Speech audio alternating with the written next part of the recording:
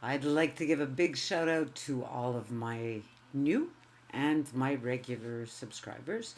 Thank you for, listening, I guess.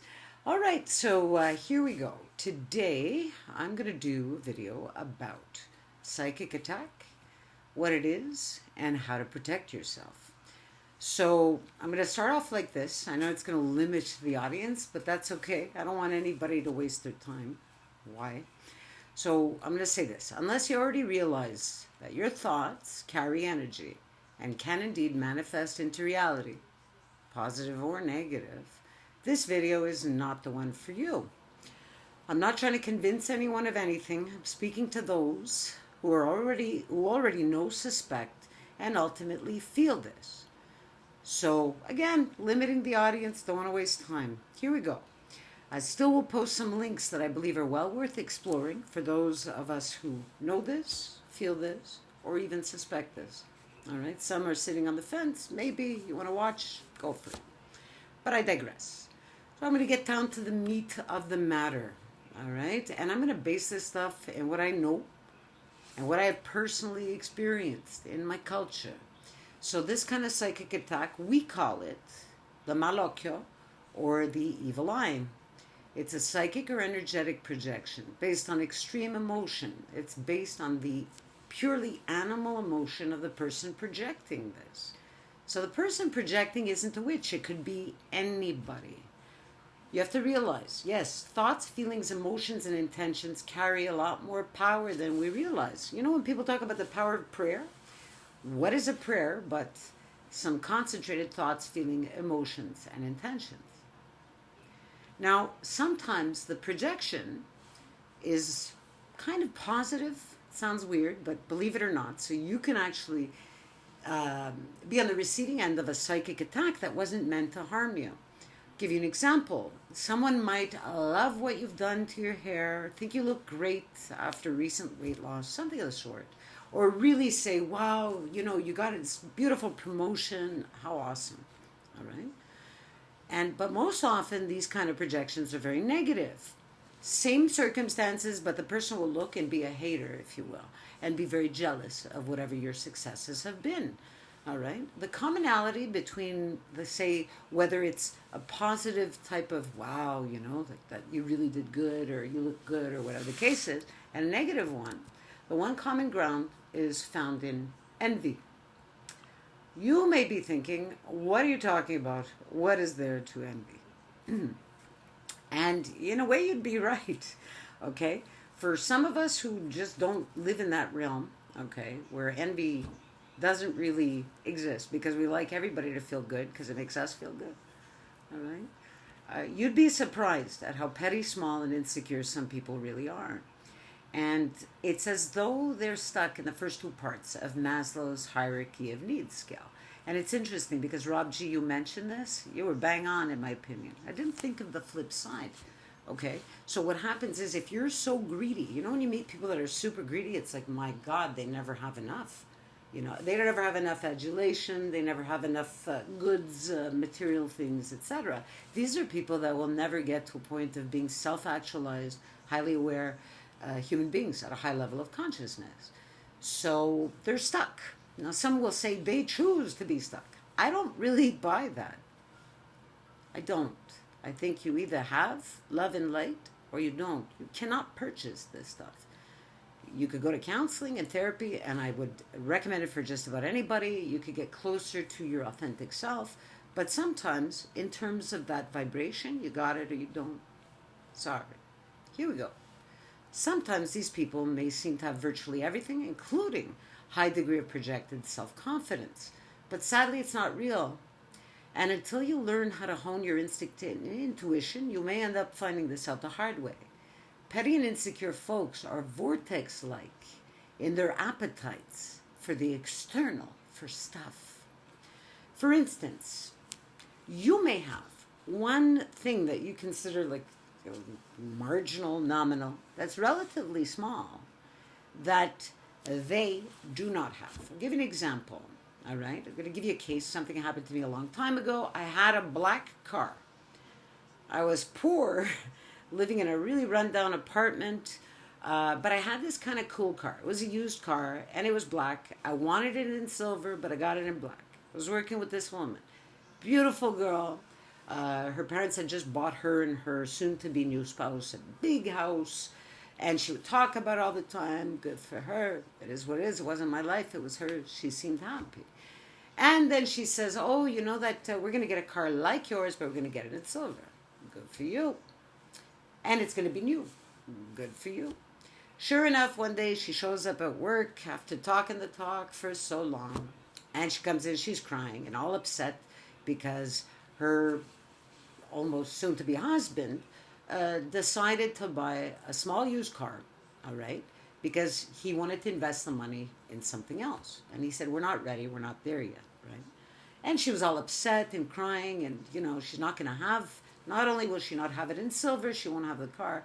And her reaction was so extreme, I found, and petty, that I remember calling her on it. Because when I was younger, I would call people on this stuff. Not the smartest thing to do, but that's okay. So I called her on it, and I told her how ridiculous she was being, because I said, can it be? Well, you have the car, and you have this. I was so jealous. And I even told her, I said, wow, can't believe so little. Like, you got it all, and you're just missing this missing. You're not even missing it. You got a car. But there's this one thing that you want, and your whole world is rocked. I mean, that's just, it's sad, right? Anyhow, she didn't learn anything from my talk, but I learned a lot starting from this situation. I started to notice over time, over many, many years, that this is how human beings operate very often. Now, I'll give you another type of example. Oppression wars, I call them. All right? Like even with these videos, there are people who are angry. You haven't been mobbed. I've been mobbed. I know what being mobbed is. All kinds of stuff. I mean, come on, man. You know, got to learn how to let it go. To me, we're all in the same boat. Whether you're mobbed worst or I'm mobbed worst, or, you know, if your car is silver, or if it's this kind of car, that kind of car, who cares? But there are a whole lot of people who do. All right? So just putting that out there for you. So how do you know it's a psychic attack and not just an anxiety attack? Well, for people who are extroverts and who don't suffer any anxiety-related issues, it's really easy.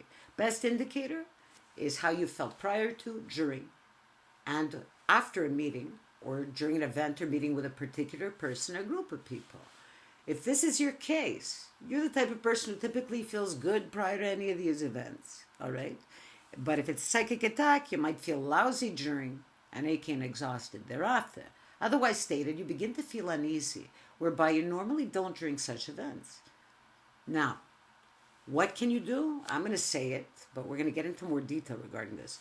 You have to learn how to be mindful and immediately proceed to center yourself. So once you feel that hit, excuse yourself. Even if you have to go outside, do some breathing exercises, all right? Do the little idea from Kung Fu, do yogic, Buddhist meditation, any kind of mindfulness or breathing practice. You go for it, okay? It'll help you center yourself. And, you know, I could talk about visualizations also. You know, people talk about visualizing themselves or visualizing light around themselves, or a force field, if you will. Works for some people. Now, if you're an introvert, HSP, or empath, or if you do suffer anxiety-related illness, believe me though, they are not the same thing, you may typically feel uneasy prior to such events. So how do you know that it's a psychic or energy attack? How do you distinguish? Well, I'll tell you. You start to develop hardcore physical manifestations. When I say hardcore, it's not hardcore from the immediate, all right? But you will feel physical manifestations that are different. So sudden onset of feeling unwell, nauseous. Yes, it could be, you know what, the crab cakes. God knows. I'm not saying it's always like this. I'm talking in generalities, all right? You'll feel headachy, extremely tired during, and migraine, nauseous, achy, and exhausted thereafter. Exhaustion is a big part of it.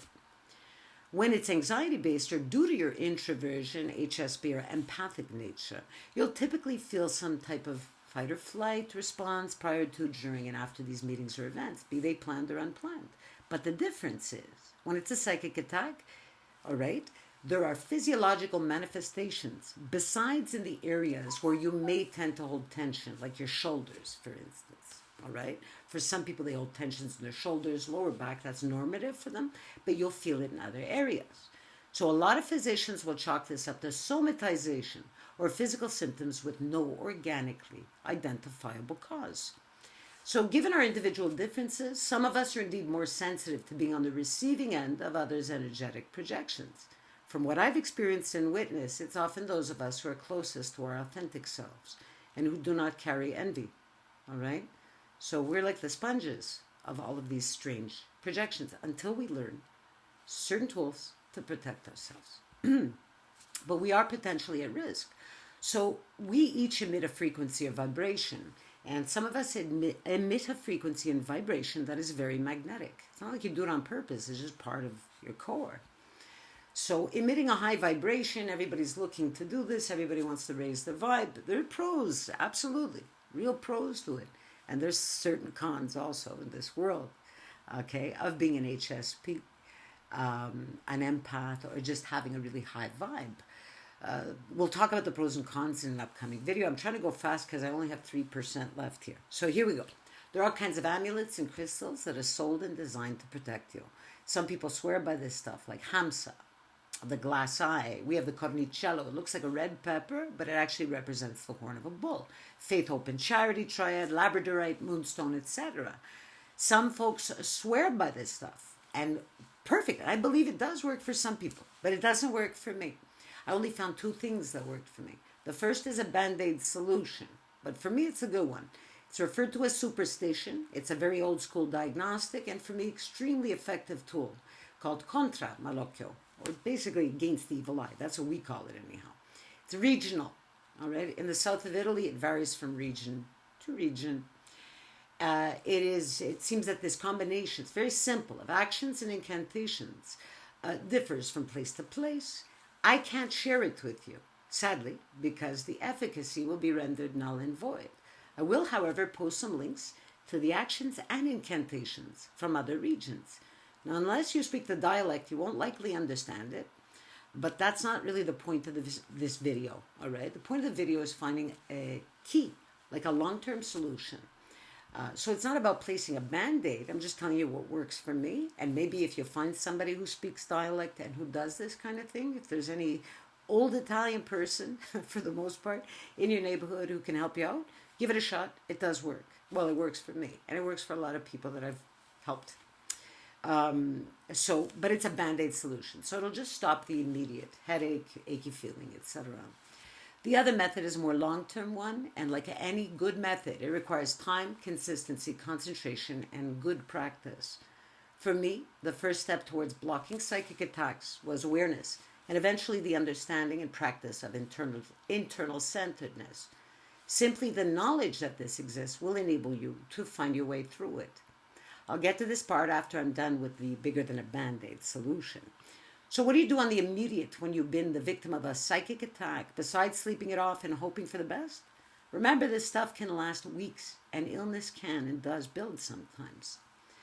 So if you're not yet aware of the feelings that you get, all right, for me it happens in my solar plexus when an energy attack happens, all right, and you just feel ill, these will not harm anybody. So this is the do no harm principle, really, in play. So listen to your instinct and intuition. Number 1, if this is a honed part of who you are, if you're an HSP empath, or know that you are close to your authentic self, listen to what your spirit and soul tells you about a person when you first meet them, see them. Books, Malcolm Gladwell's Blink. Here we go. And a very interesting book. I really enjoyed little stories in there. I do believe what Gladwell believes, that you'll know more about a person sometimes within the first 5 minutes of meeting them than you will years later after having a relationship with them, when illusions, perceptions, wants, judgments, projections come into play. Number 2, the first point being core to this one, which is understanding and practicing self-love and boundaries. We'll get into the meat of this in the next video, what each of those things means. Some of people just don't understand, and that's okay. We're going to get into it. Rather than exude and indiscriminately share your inner joy, be aware that this is a part of you that is very precious. It is a very precious and very sought-after resource, energy and love. Do not cast pearls before swine. 3, meditative and mindfulness practice. Whatever resonates with you and centers you, you will feel it. All right? So, also, what physical things can you do? For me, when I feel that energy attack happens, I've used the combination of things that I've garnered over the years, all right? Never really put into practice before, but I'm really starting to do so now, all right? A lot of them are cultural, and a lot of them are just from things I've gleaned from the internet and I've tried, all right? Reiki works for me, folks, but that's another thing. Things that I can do and I do myself. I center myself in the room beginning in the east, and I do basically the entire compass, all right? So I start at point east, all right? And then I will continue and I'll go to southeast, and then I'll go to south, and I will continue until I get back to east. I will stop at every point, and I will quietly feel the energy. When I feel it, sometimes through your hands, through your feet, through your core. Some people say that they actually feel it through the third eye, which, again, I do not doubt, just not my case. When you start to feel where the negative energy is coming from, all right, but I still do my full circle. I get down on my knees in the direction, and I send the energy back with love and light. I mention my name, I mention the name of the person or persons who I feel are sending me this energy, and I send it back.